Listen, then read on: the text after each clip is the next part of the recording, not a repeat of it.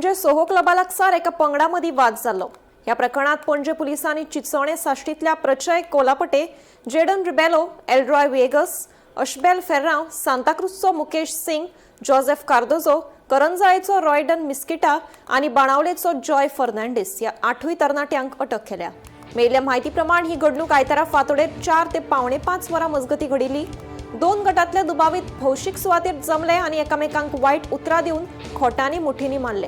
हे घडणुकेचो video social मीडियाचेर viral जाले उपरांत पणजी पुलिसांनी एक पंगड तयार करून दोन्ही गटांतल्या 8 जाणांक अटक केली। फुडलो तपास चालू आसा।